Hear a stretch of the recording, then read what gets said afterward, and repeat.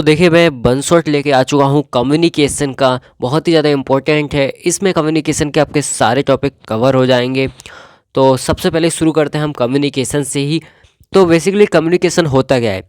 तो देखो, किसी भी इंफॉर्मेशन, आइडिया, अपनी फीलिंग्स, अपने थॉट्स को किसी अदर पर्सन के साथ शेयर करना किसी भी मीडियम में, तो उसको क्या बोलते हैं? कम्युनिकेशन। और उसकी फीडबैक लेना, तो जो ये पूरी प्रोसेस होती है इसे बोलते हैं हम कम्युनिकेशन।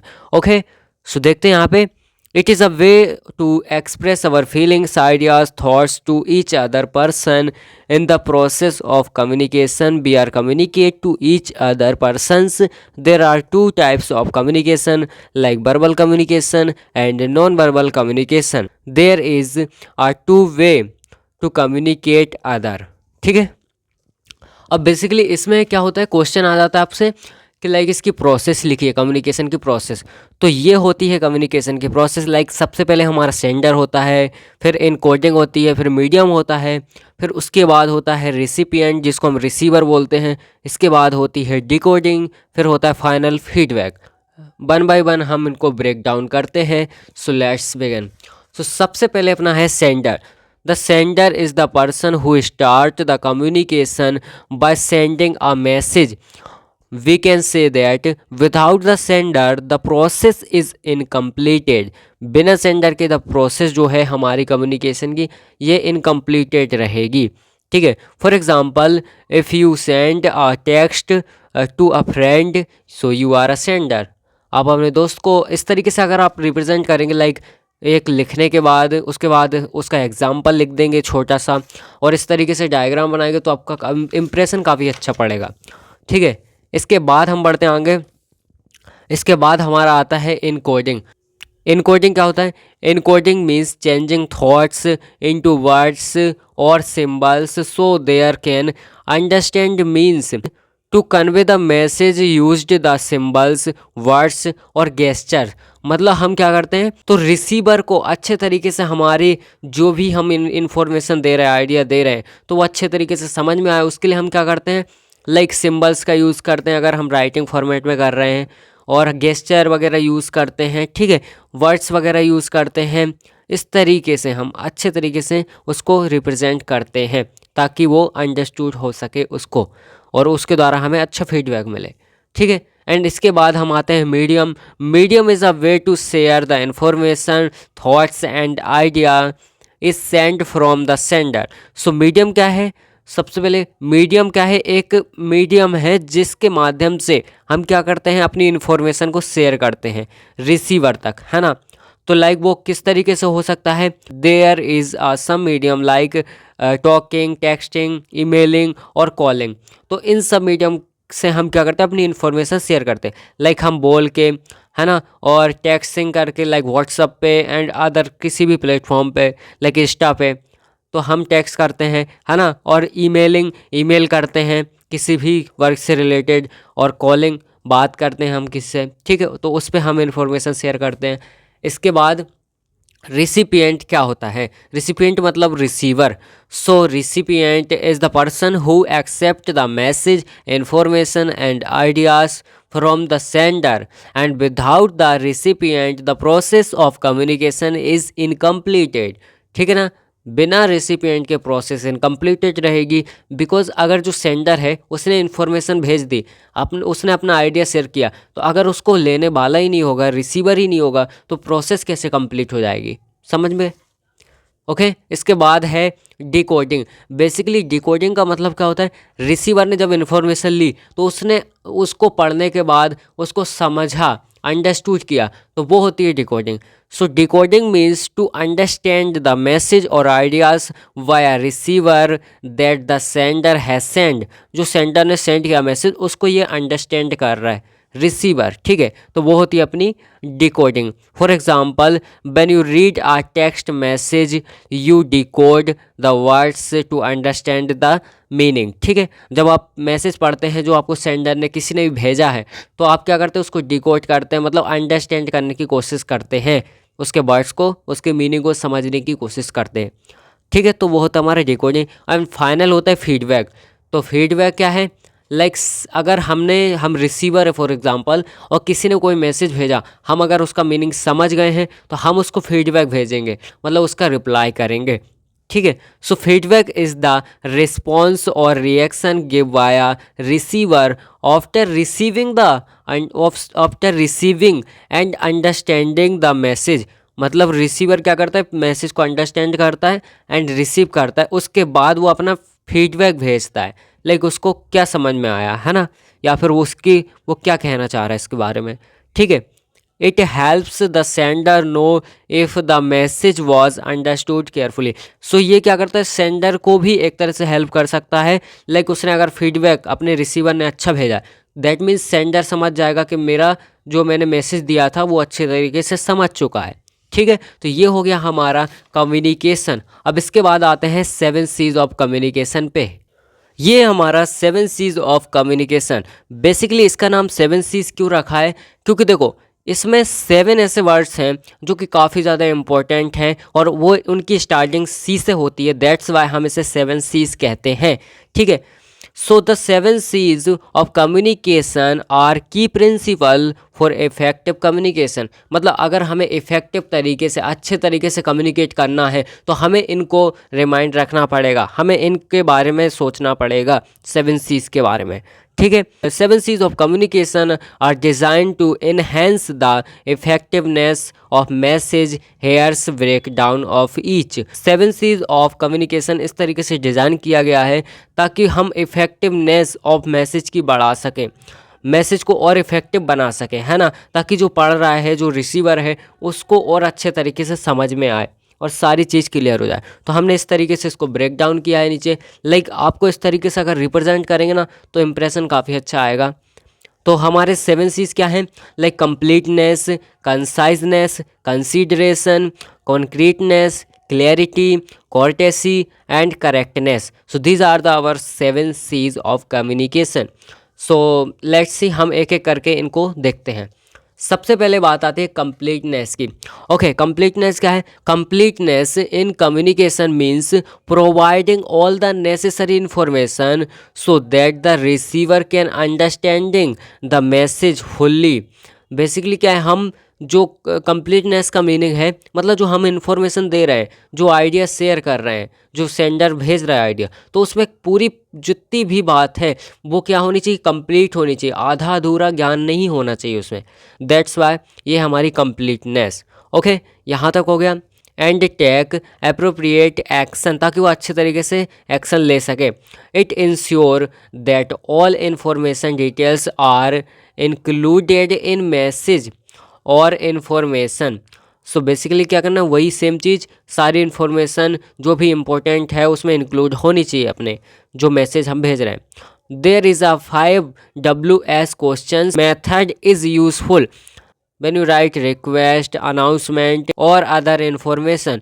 सो यहाँ पे क्या है, लाइक हमारे पास ये 5 WS क्वेश्चंस हैं, अगर ये कंप्लीट हो रहे हैं हमारे इसमें हमारे मैसेज में, दैट मीन्स हमारा मैसेज सही है। लाइक अनाउंसमेंट कर रहे हैं तो किस चीज़ की अनाउंसमेंट है, क्या है, कब हो रही है, कैसे हो रही है, कहाँ हो रही है, इस तरीके से। इतना समझ में आ गया? आगे बढ़ते हैं। इसके बाद है अपना कंसाइजनेस। कंसाइजनेस का मीनिंग है, मतलब जो हम अपनी इन्फॉर्मेशन दे रहे हैं, जो आइडिया फीलिंग्स शेयर कर रहे हैं, वो कंसाइज होनी चाहिए, मतलब उसमें फालतू वर्ड्स का यूज़ नहीं होना चाहिए, रिपीटेड वर्ड्स नहीं होने चाहिए, इस तरीके से। Conciseness means delivery the message in a clear and brief way. Clear होना चाहिए और ब्रीफ मतलब शॉर्ट में होना चाहिए। ठीक है, वे विदाउट अननेसेसरी वर्ड्स और details. The goal is to convey. Okay, जो हमारा मैसेज उसको मतलब अच्छे तरीके से समझाने के लिए वो क्लियर होना चाहिए बिल्कुल। The essential information as simply and directly as possible. ठीक है, एंड इसके बाद है how can be achieve conciseness. अच्छा, हम कंसाइजनेस कैसे अचीव कर सकते हैं? तो इसके लिए यहाँ पे कुछ 3 इंपॉर्टेंट चीज़ लिखी है, इससे हम क्या कर सकते हैं, अपने मैसेज को कंसाइज कर सकते हैं। लाइक क्या है, अवॉइड अननेसेसरी रिपीटिशन, मतलब जो वर्ड्स बार बार यूज़ आप ना करो, कोशिश करो एक वर्ड्स का यूज़ एक बार करो, लाइक इस तरीके से, मतलब रिपीटिशन नहीं होनी चाहिए उसमें। एंड इसके बाद है इंक्लूड ओनली रिलेवेंट वर्ड्स, मतलब रिलेवेंट वर्ड्स का हमें यूज़ करना चाहिए। अवॉइड वर्डली एक्सप्रेशन, मतलब वर्ड को लंबा चौड़ा एक्सप्रेस नहीं करना चाहिए, जितना ज़रूरी है उतना लिखना चाहिए, ठीक है। इसके बाद थर्ड नंबर वाला है अपना, थर्ड है अपना कंसीडरेशन। सो कंसीडरेशन का मीनिंग है कि आपको ध्यान रखना चाहिए मैसेज भेजने से पहले कि हमारा रिसीवर इसे समझ पाएगा या नहीं समझ पाएगा। फॉर एग्ज़ाम्पल आप व्हाट्सएप पे मैसेज कर रहे हैं बट जो सामने वाला है उसको पढ़ना ही नहीं आता, तो आपको, तो आप मैसेज कर भी देंगे तो उसको कैसे समझ में आएगा आपने क्या लिखा है। तो इस तरीके से अगर आपको उसको समझाना है दैट मीन्स आपको वॉइस मैसेज भेजना पड़ेगा। सो इस तरीके से आपको ध्यान रखना पड़ेगा। ये होती है हमारी consideration. Consideration in communication means thinking about the receiver's perspective, मतलब रिसीवर्स के पर्सपेक्टिव से भी हमें सोचना चाहिए। Feeling and background while sending the message, okay, message send करने से पहले हमें उसके बारे में सोचना चाहिए। It helps ensure that the message is respectful and appropriate for the audience, ठीक है। हमारा मैसेज ऑडियंस के लिए सही है या नहीं है वो उसके बारे में हमें सोचना चाहिए। फोर्थ है हमारा concreteness. Concreteness in communication means using specific fact, figures and clear details, okay, rather than the vague or general statement. It helps make the message more solid. So basically concreteness का meaning क्या होता है, like जिस तरीके से आप अपने message को लिख रहे हो तो उसको उसी वे में आप अलग तरीके से लिख सकते हो ताकि वो और इफ़ेक्टिव लगे, आपका थोड़ा पढ़ने में अच्छा लगे, प्रोफेशनल लगे, तो आप उसको इस तरीके से लिख सकते हो। अब इसके बाद शुरू करते हैं अपना क्लैरिटी। फिफ्थ नंबर वाला है क्लैरिटी। अब आपको पढ़ने से ही समझ में आ रहा होगा, लाइक क्लैरिटी का मतलब समझ में आना चाहिए, अच्छे तरीके से क्लियर होना चाहिए। Like clarity means expressing your message in a clear and simple way, मतलब सिंपल लैंग्वेज का यूज़ करो, ज़्यादा ऐसे वर्ड यूज़ मत करो कि वो समझ ना पाए सामने वाला, simple way, so the receiver can easily understand it without the confusion, बिना किसी कन्फ्यूज़न के वो ईजिली अंडरस्टैंड कर पाएगा आपके मैसेज को और उसी वे में आपका रिप्लाई कर पाएगा। It involve being state it involve being straightforward, मतलब स्ट्रेट फॉरवर्ड, सीधी सीधी बात करो, ठीक है। एंड प्रीज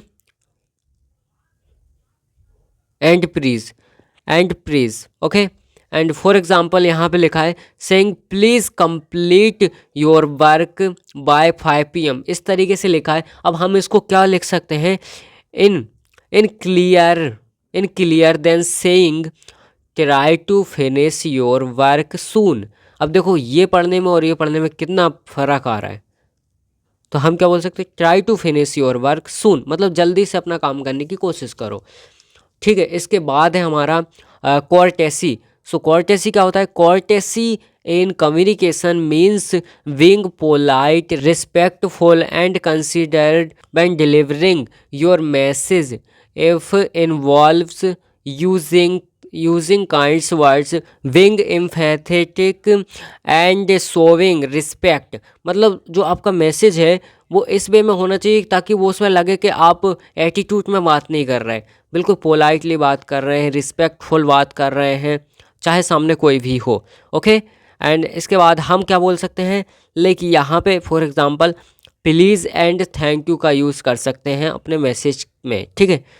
इसके बाद हमारा लास्ट है इसमें करेक्टनेस। करेक्टनेस का मीनिंग क्या है, करेक्टनेस इन communication means use proper grammar, ठीक है, punctuation and accurate information is your message, ठीक है। आपके मैसेज में क्या होना चाहिए, करेक्ट ग्रामर होनी चाहिए, सही तरीके से आपको सेंटेंस बनाया हो आपने, मतलब अगर राइटिंग वे में लिख रहे हैं तो।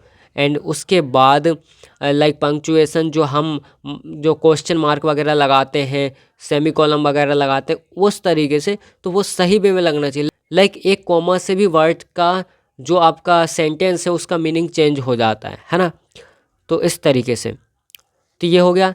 एंड हम एग्जांपल में यहाँ पे लिख सकते हैं I seen him yesterday, like मैंने यहाँ पे लिखा है आई सीन हिम यस्टरडे, और हम इसी के बजाय हम क्या बोल सकते हैं, आई सो हिम यस्टरडे, लाइक इस तरीके से। ठीक है, तो ये हमारा हुआ 7 C's ऑफ कम्युनिकेशन। अब हम बात करते हैं वर्बल और नॉन वर्बल कम्युनिकेशन, इसके बीच में हम डिफरेंस बात करते हैं। ठीक है, so verbal communication and non verbal communication. Verbal एक तरीके से प्रोफेशनल होता है, नॉन वर्बल क्या होता है, प्रोफेशनल नहीं होता। लेट्स सी हम यहाँ पे देखते हैं। It is defined as the exchange of information with the use of words either spoken or writing. क्या करते हैं, या तो हम स्पोकन या फिर राइटिंग के माध्यम से अपने क्या करते हैं, इन्फॉर्मेशन को एक्सचेंज करते हैं। ठीक है, भेजते हैं। एंड यहाँ पे क्या होता है, it is defined as the exchanging of information with the use of eye contact, facial expression. Like हम बात कर रहे हैं फेस टू फेस किसी से, तो हम हाथों का यूज़ करते हैं। लाइक जिस तरीके से मैं कर रहा हूँ अभी, फॉर एग्जांपल मैं आपको समझाने के लिए देखो हाथ का मूवमेंट यूज़ कर रहा हूँ, है ना, तो इस तरीके से। एंड इसके बाद क्या है, like it use words, voice, language and sentence to communicate with other. So इसमें क्या होता है, वर्ड्स का यूज़ होता है, लैंग्वेज का यूज़ होता है, सेंटेंस, वॉइस, इस तरीके से। बट इसमें क्या होता है, hand movement, facial expression, eye contact, touch, इस तरीके से। थर्ड नंबर वाला है verbal communication is easy to understand if we know the word and language we need to pay attention to the person who is speaking. So basically क्या है, देखो इसमें हमें अगर लैंग्वेज की अंडरस्टैंडिंग है, लाइक हमें इंग्लिश आती है, और अगर सामने से कोई इंग्लिश में किसी ने कुछ लेटर भेजा है, तो हम इजीली तरीके से उसको पढ़ सकते हैं, अंडरस्टैंड कर सकते हैं। बट इसमें ऐसा नहीं है, इसमें आपको ज़रूरी नहीं है लैंग्वेज आनी चाहिए, क्योंकि जो नॉर्मल जो पढ़े लिखे नहीं होते वो भी एक दूसरे के साथ कम्युनिकेट करते हैं ईजिली तरीके से। ठीक है, तो इसमें ज़रूरी नहीं है कि हमें लैंग्वेज आनी चाहिए या फिर ज़्यादा समझ होनी चाहिए। एंड इसके बाद फाइनल है हमारा, it includes more awareness because a person need to think and the analyse before speaking. So इसमें हमें लिखने से पहले, लाइक हम कोई सी भी एप्लीकेशन लिख रहे हैं, कुछ लिख रहे हैं, तो हमें सोचना पड़ेगा क्या लिखना है, कैसे लिखना है, उसका फॉर्मेट क्या होना चाहिए। बट इसमें हमने तो बोलना है ना, तो हम उतना कुछ सोचते नहीं है बोलने से पहले। लाइक दोस्तों के बीच में भी अगर कुछ बोलते हैं तो हम सोच समझ के थोड़ी बोलते हैं, जो मन में आता है बकते जाते हैं, है ना, इस तरीके से। तो ये हुआ हमारा वर्बल और non verbal communication. So I hope आपको अच्छे तरीके से समझ में आ गया होगा।